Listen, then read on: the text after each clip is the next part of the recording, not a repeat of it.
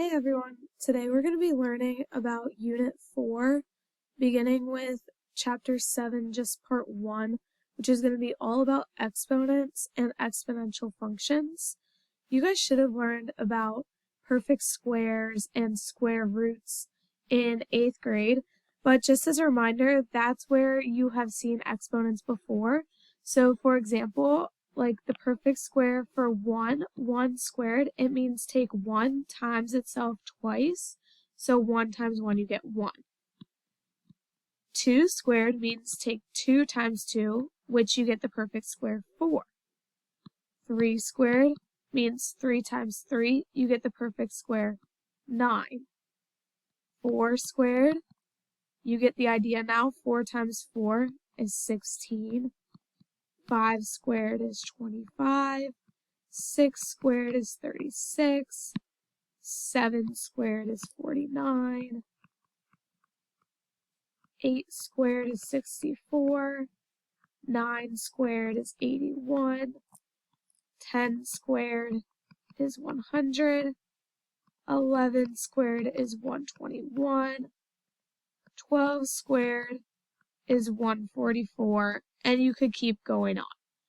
You should at least know up to your top 12 perfect squares. So you should know or be able to recognize these perfect squares, and hopefully you remember what those exponents mean. It means the number of times that something is multiplied by itself.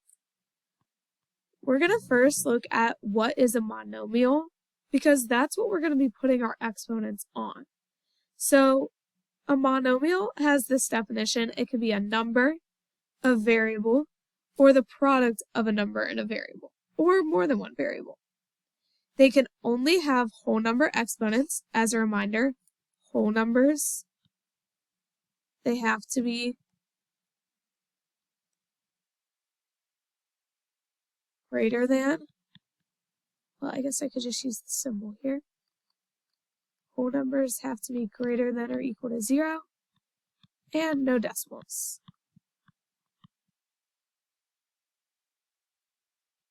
So whole numbers include 0, 1, 2, 3, 4, etc. It only has one term, so by that we mean there's no adding or subtracting. And it does not involve any division by a variable. Just to be clear, you can divide by a number, you just can't divide by a variable. If you have a monomial that's just a number and it doesn't have a variable, that's known as a constant. Because think of it, if it's not a variable, it's constant. Let's do some practice together with figuring out if these terms or expressions are monomials. So for A, the expression is just a 10. Is it a monomial? Yes. And to explain that, you could say something along the lines of, it is just a number. It's just one number. It's a constant. For B, we have F plus 24. That one is not a monomial. The reason why is because there's two separate terms. We said a monomial only has one term. It can't have a plus or a minus, no adding or subtracting. So since it has the term F and the term positive 24, it's not a monomial. The next one, C, it says H squared. That one is a monomial because it's just a variable raised to a whole number exponent. The variable is the H, the exponent is the 2, and 2 is a whole number. Finally, we have J, L, K. When those are right next to each other like that, that means they're multiplied.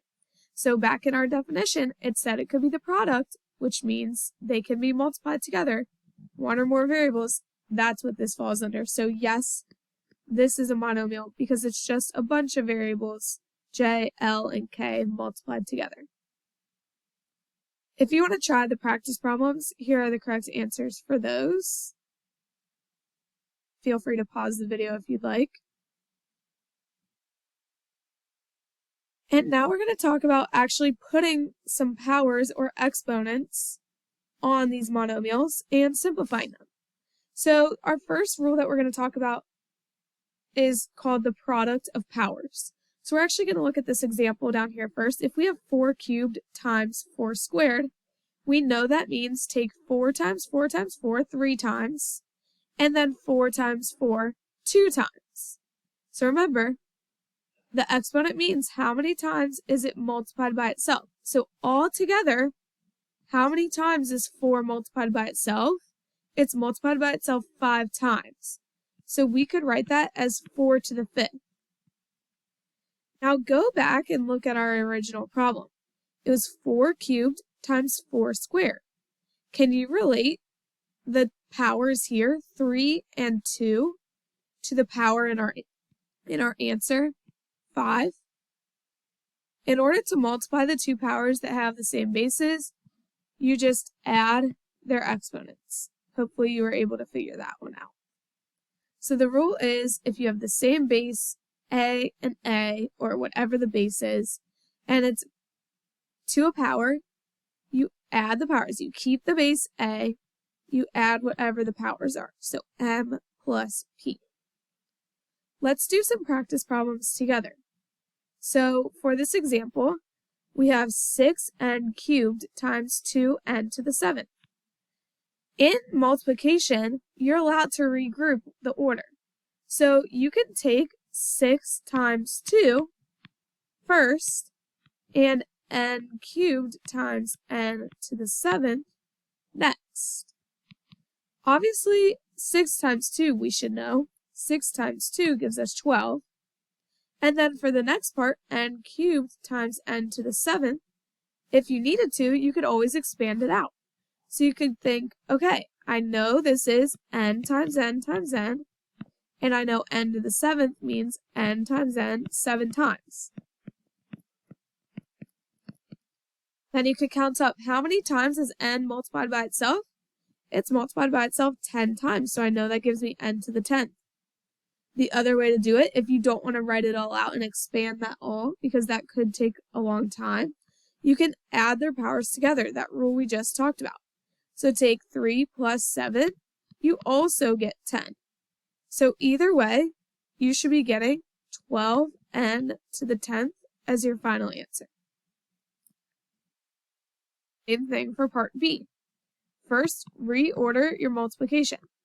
3 is the only coefficient for the two terms, so we are just going to put 3 by itself in the front. Then we'll put p times p cubed. Then we'll put t cubed times t to the 4th next to each other. P without an exponent on it means that it's p to the 1st power. So I'm going to put my 3 down first. Then I think, okay, p to the 1st times p cubed. I can add those powers together. 1 plus 3. And then t cubed times t to the 4th, I can add those powers together. 3 plus 4.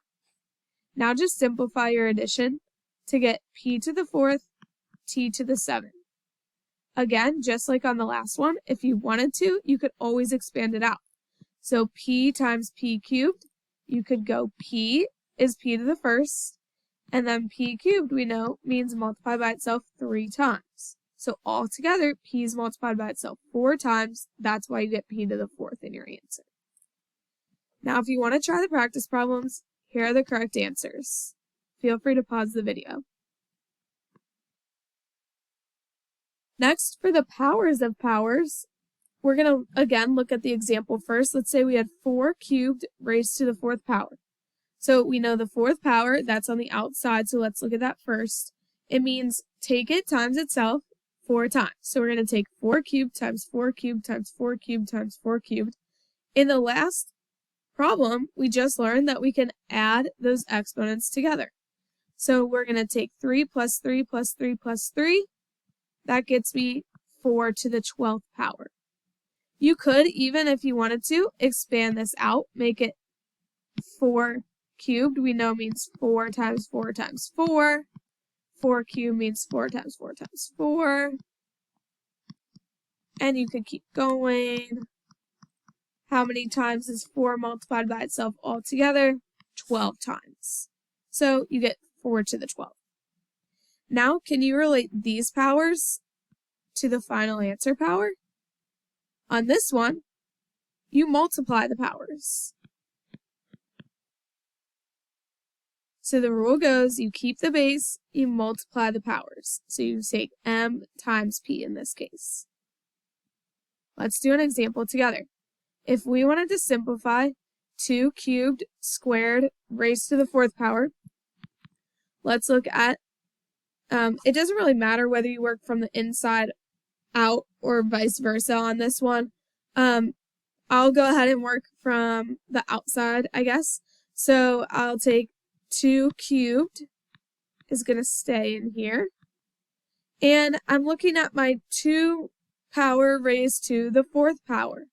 I know that a power raised to a power, I multiply those together. So I know I'm going to end up doing 2 times 4. 2 times 4 gives me 8.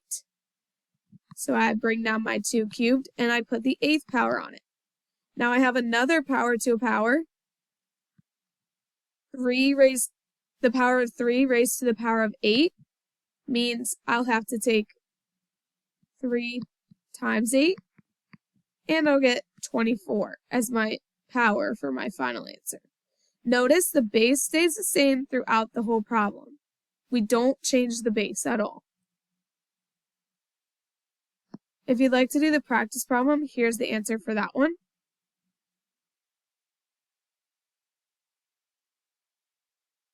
And the next one property we're going to talk about is the power of a product. So let's say, for example, you had negative 2xy cubed. That's a product because there's more than one thing multiplied together. It's still a monomial though because it's a number, negative 2, multiplied by some variables, x and y cubed. But it's now raised to the power of 5. So it means take it and multiply by itself 5 times. How many times is negative 2 multiplied by itself? It's multiplied by itself 5 times. How many times is the x multiplied by itself? It's multiplied by itself 5 times. How many times is y cubed multiplied by itself? Also 5 times. So you might notice that you find the power of each factor and multiply them.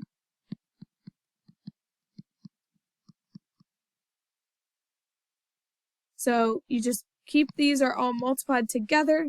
It kind of looks like almost like the power is getting distributed, but it's not really distribution, so I don't want us to use that word here. We put the power on each factor is the best way to say it. So we're going to put the power of m on each factor a and b. Notice when it's in parentheses, that means that the power applies to both the a and the b. Whereas up here, this power of 3, it only applies to the y. The power of 3 has nothing to do with the x because the x and the y are not in parentheses together. Unless it's in parentheses, like here, the 3 only applies to the y. Whereas here, since a and b are in parentheses, m, the power of m, applies to both a and b. Let's do an example with that one. This one's a word problem, so let's read it together. It says, the area of a circle can be found with the equation a equals pi r squared. The radius of one circle is 2xy squared. Express the area of the circle as a monomial. So what we're going to do is we know that the radius is 2xy squared. So we're going to substitute that in for the radius. Keep everything else in the formula the same. We know how to substitute, we just plug it in. And now we can use our rule that we just talked about, that power of 2 has to apply to everything in the parentheses. So we know we have to make that 2 squared, x squared, and y squared squared. So we get pi times 4 times x squared times, you have to think back, okay, a power to a power, you multiply 2 times 2 to get 4. Now we can multiply these all back together. We probably wouldn't put pi 4, we're going to put 4 pi, the number usually comes first. And then the variables will come at the end, x squared, y to the fourth. That's now written as a monomial because it's just a number, 4 times pi, those are both real numbers, multiplied by some variables, x squared and y to the fourth. If you want to try another practice problem like this, there's one down on the next page, and here's the correct answer. No matter what, on all these problems, anytime the instructions say to simplify the monomial, you have to use all these rules that we just reviewed to write the expression so that you follow these 3 rules. Each variable only appears once. There are no powers, 2 powers, so powers written to another power, like you can't leave it x squared cubed, you have to simplify that. And all fractions have to be in simplest form.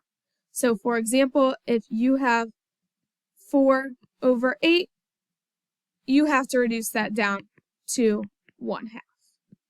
As long as you're following those 3 rules for now, you should be good on simplifying monomials.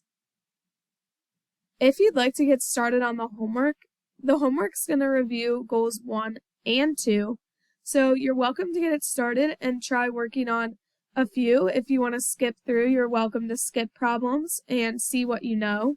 But you will have more time to work on that homework because it does also include some problems that have knowledge that you'll need to learn in goal 2. But I might suggest just looking into it and see how it goes. So far, we've learned a bunch of different properties of exponents, but in the next lesson, we're going to learn more properties that have to do with negative exponents and 0 exponents. So I look forward to that lesson coming up hopefully soon, and I'll see you hopefully next week. Bye.